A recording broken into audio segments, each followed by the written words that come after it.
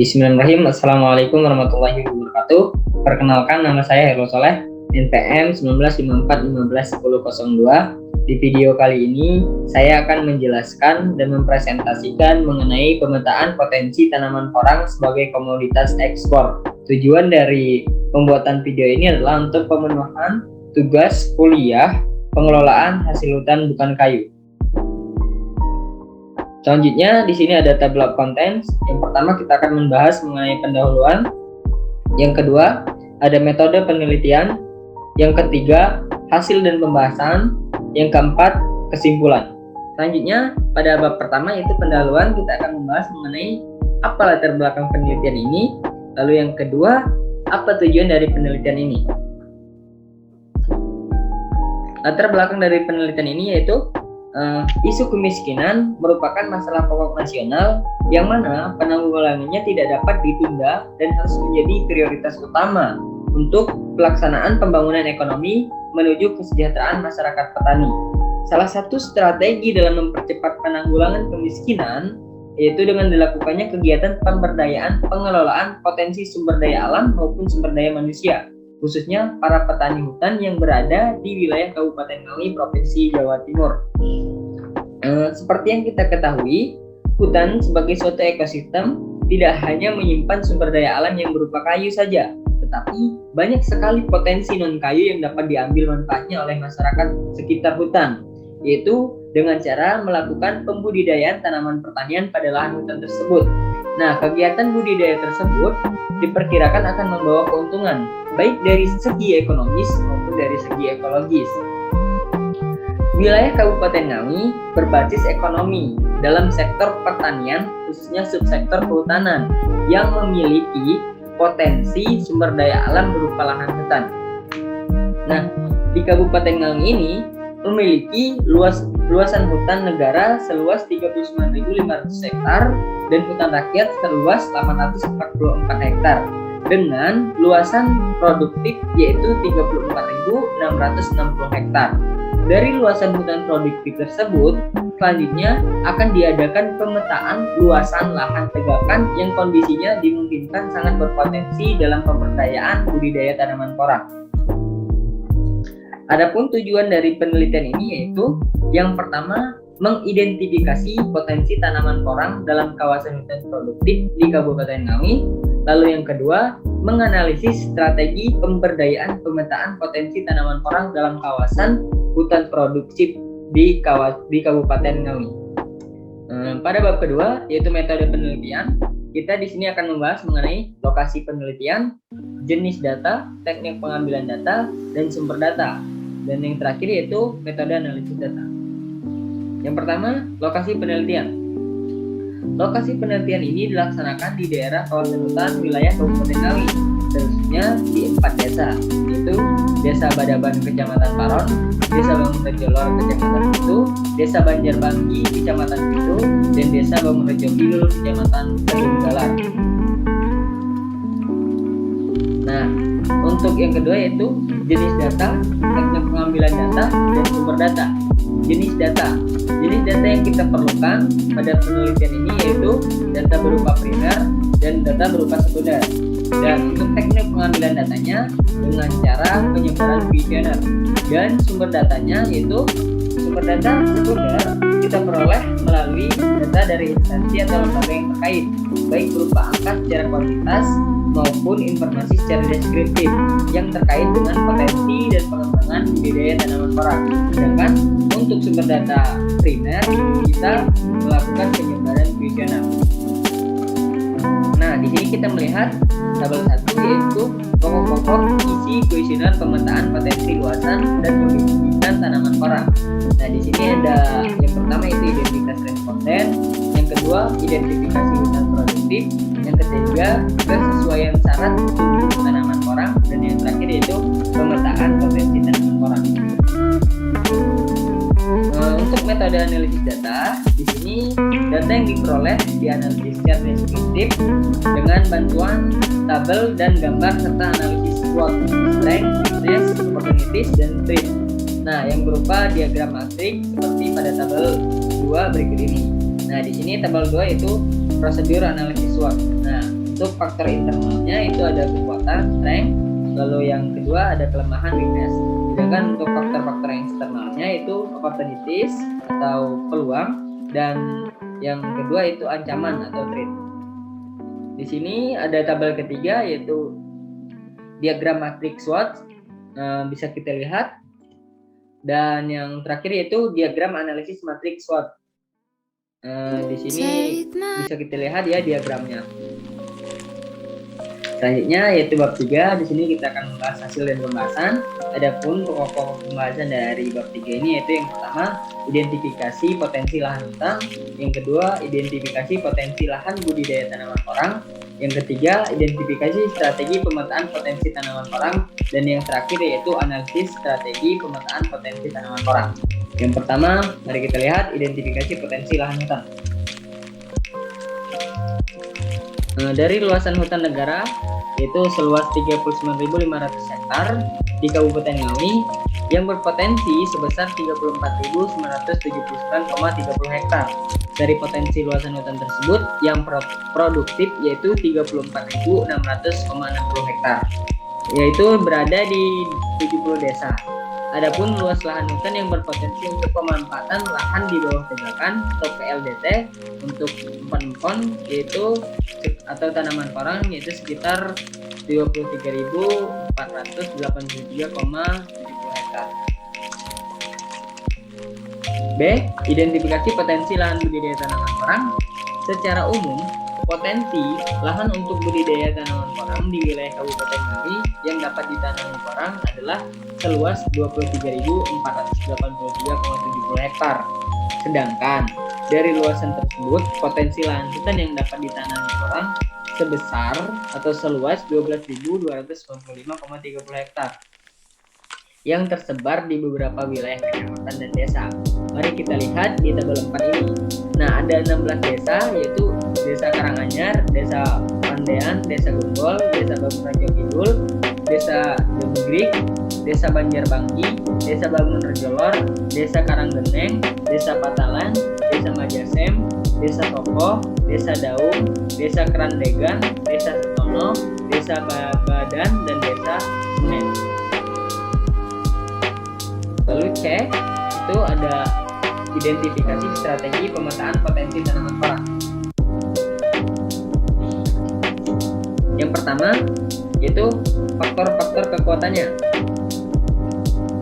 Strategi pemetaan potensi tanaman porang, kekuatannya itu potensi luas areal tanam, porang bernilai ekonomis sangat tinggi, porang mempunyai multiguna dalam kehidupan, kondisi kesesuaian lahan, dan perlakuan budidaya porang yang cukup sederhana. Sedangkan untuk identifikasi faktor kelemahannya yaitu lamanya umur tanaman porang, kualitas bibit porang yang masih sangat kurang, keterampilan SDM yang cukup rendah, pengetahuan dan pengalaman SDM yang rendah, dan permodalan yang cukup lemah gitu. Selanjutnya untuk identifikasi faktor peluangnya yaitu yang pertama ada dukungan kebijakan pemerintah, lalu yang kedua dukungan kebijakan instansi terkait, yang ketiga peluang pasar ekspor terbuka sangat luas, dan yang keempat dukungan lembaga permodalan serta dukungan sarana dan prasarana informasi dan transportasi.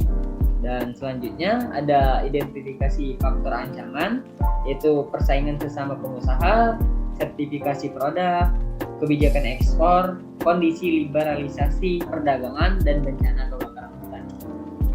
Nah, di sini bisa kita lihat ada tabel 5, matriks analisis faktor internal dan strategi pemetaan porang.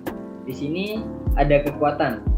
Ada 5 kekuatan yaitu potensi luas areal tanam, dengan komentar kita harus memberdayakan luas areal tanam tersebut.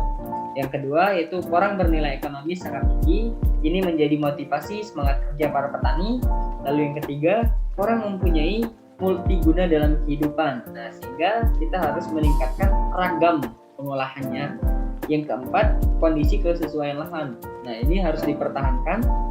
Dan yang kelima, perlakuan budidaya porang yang cukup sederhana, sehingga menjadi motivasi bagi produksi porang. Selanjutnya ada kelemahan. Kelemahannya yaitu lamanya umur tanaman porang. Lama umur tanaman porang yaitu sekitar 3 tahun, sehingga perlu manajemen dalam pembudidayaannya. Lalu yang kedua yaitu kualitas bibit porang. Saat ini memang kita pemakaiannya varietas kurang unggul gitu. Lalu yang ketiga keterampilan SDM yang sangat rendah, sehingga diperlukannya penambahan keterampilan dari para petani. Keempat, pengalaman dan pengetahuan SDM yang rendah. Sama seperti yang ketiga, komentarnya kita harus melakukan penambahan pengalaman dan pengetahuan mungkin dengan cara berbagai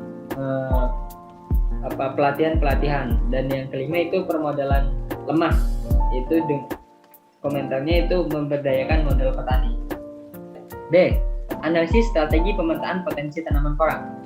Penentuan strategi pemetaan potensi tanaman porang dimulai dari tahapan pengumpulan data dan informasi baik yang terkait dengan faktor internal maupun faktor eksternalnya. Nah, di sini ada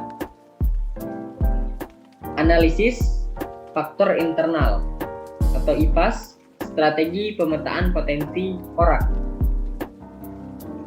Dari serangkaian data dan informasi yang telah dikumpulkan, dapat dinilai apakah faktor-faktor tersebut merupakan kekuatan atau kelemahan bagi keragaman strategi pemetaan potensi tanaman porang sebagai komoditas ekspor di wilayah Kabupaten Ngawi. Nah, kita bisa lihat analisis faktor internal tersebut di tabel kelima tadi. Nah, di sini kita bisa lihat ya, ada faktor kekuatan. Nah, yang pertama faktor kekuatannya itu potensi luas areal tanam. Dari data yang tercatat, lahan kehutanan di Kabupaten Ngawi seluas 12.265,30 hektar. Potensi luas areal untuk tanaman porang masih sangat luas, yaitu ya sekitar 12.265,30 hektar. Lalu yang kedua, porang itu bernilai ekonomis yang sangat tinggi gitu. Nah, nilai ekonomis porang sangat tinggi dibanding dengan tanaman empon-empon lainnya yang sejenis, sehingga potensi tersebut dapat meningkatkan pendapatan petani maupun pendapatan asli dari daerah Kabupaten Ngawi. Yang ketiga, porang mempunyai multiguna dalam kehidupan. Nah, multiguna dalam kehidupan ini sudah seharusnya kita imbangi dengan perlakuan yang lebih kreatif dan inovatif dalam keragamannya. Yang keempat, kekuatan yang keempat yaitu kondisi kesesuaian lahan. Dari data potensi hutan yang sangat luas dan diikuti dengan kondisi kesesuaian lahan yang sangat cocok untuk budidaya porang bagi lahan dan di bawah naungan tegakannya, sehingga ini menjadi suatu faktor kekuatan bagi budidaya tanaman porang. Yang kelima yaitu perlakuan budidaya porang yang cukup sederhana. Dalam membudidayakan porang, ternyata teknis perlakuan budidaya porang cukup sederhana. Dalam artian, porang dapat tumbuh subur dalam berbagai areal kehutanan tanpa adanya perlakuan khusus atau perlakuan yang cukup rumit. Bahkan akan lebih tambah subur jika ditanam di bawah tegakan dan naungan untuk semua jenis tanaman hutan. Selanjutnya di sini kita melihat ada tabel 6 yaitu matriks analisis faktor eksternal dan strategi pemetaan porang. Yang pertama itu peluang opportunities, ada 5. Yang pertama, dukungan kebijakan pemerintah. Nah, hal ini harus kita lakukan terus-menerus. Lalu yang kedua, dukungan kebijakan instansi terkait sama harus dilakukan terus-menerus. Yang ketiga, peluang pasar ekspor terbuka luas. Kita harus mempertahankan kualitas produk. Yang keempat, dukungan lembaga permodalan, itu dengan cara memberdayakan lembaga keuangan. Dan yang kelima, dukungan sarana dan prasarana informasi dan transformasi yang relatif memadai. Nah, dengan begitu sudah seharusnya pemberdayaan informasi dan transportasi itu harus masif. Lalu selanjutnya ada ancaman. Yang pertama, persaingan sesama pengusaha, harga dan mutu harus bersaing. Lalu yang kedua itu sertifikasi produk, upaya untuk meningkatkan kualitas produk. Yang ketiga, kebijakan ekspor, upaya untuk menuju kebijakan ekspor tersebut. Yang keempat, kondisi liberalisasi perdagangan untuk mengantisipasi era perdagangan bebas. Yang kelima, bencana kebakaran hutan, yaitu penataan tata guna lahan. Dari faktor-faktor tersebut kita bisa menarik kesimpulannya bahwa faktor kelemahannya itu lamanya umur tanaman porang. Dari yang kita lihat, tanaman porang ini budidayanya cukup lama, yaitu 3 tahun. Lalu untuk kualitas bibit porangnya, masyarakat lokal saat ini masih sering mencari bibit di daerah-daerah perbukitan atau pedalaman. Hal tersebut menjadi kelemahan dari budidaya porang di Kabupaten Ngawi. Lalu yang ketiga itu keterampilan SDM yang rendah. Nah, rata-rata keterampilan para petani dalam membudidayakan porang masih sangat rendah karena mereka baru memulai budidaya porang yaitu sekitar 1-2 tahun belakangan ini. Faktor kelemahan yang keempat yaitu pengetahuan dan pengalaman SDM yang rendah. Nah, rata-rata pengetahuan dan pengalaman para petani dalam membudidayakan porang masih rendah. Yang terakhir yaitu permodalan yang rendah. Umumnya usaha tani porang memerlukan biaya yang cukup besar, tapi permodalannya masih cukup rendah dari para petani. Nah, di sini kita lihat ada faktor peluang, yaitu dukungan kebijakan pemerintah, dukungan instansi terkait, peluang pasar ekspor terbuka luas, dukungan lembaga permodalan, dan yang terakhir yaitu dukungan sarana dan prasarana informasi serta transportasi. Adapun faktor ancamannya ada persaingan sesama pengusaha, sertifikasi produk, kebijakan ekspor, kondisi liberalisasi perdagangan, dan bencana kebakaran hutan. Di sini bisa kita lihat ya, ada matriks IPAS dan EPAS, pemberdayaan strategi pemetaan potensi tanaman porang menurut diagram analisis SWOT. Yang terakhir yaitu kesimpulan. Dari pembahasan sebelumnya, maka dapat kita tarik kesimpulan yaitu yang pertama, identifikasi potensi tanaman porang. Berdasarkan potensi areal kehutanan yang cukup luas untuk penanaman porang, didukung oleh kondisi keadaan iklim dan keadaan tanah dan sifat tanaman porang yang mudah tumbuh di kawasan hutan Kabupaten Ngawi, maka dapat disimpulkan bahwa kondisi luasan areal kehutanan di Kabupaten Ngawi sesuai dengan standar teknis syarat tumbuh efektif tanaman porang. Adapun potensi lahan hutan yang dapat ditanami porang yaitu seluas 12.295,30 hektar yang tersebar di 7 kecamatan dan 16 desa.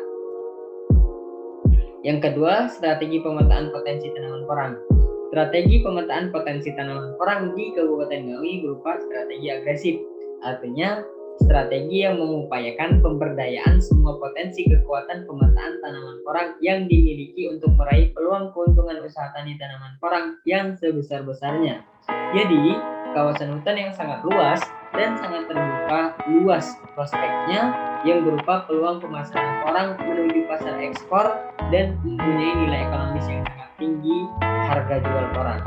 Baik, sekian presentasi dari saya. Jika banyak kesalahan saya mohon maaf. Kepada Allah saya mohon ampun. Saya akhiri. Assalamualaikum warahmatullahi wabarakatuh.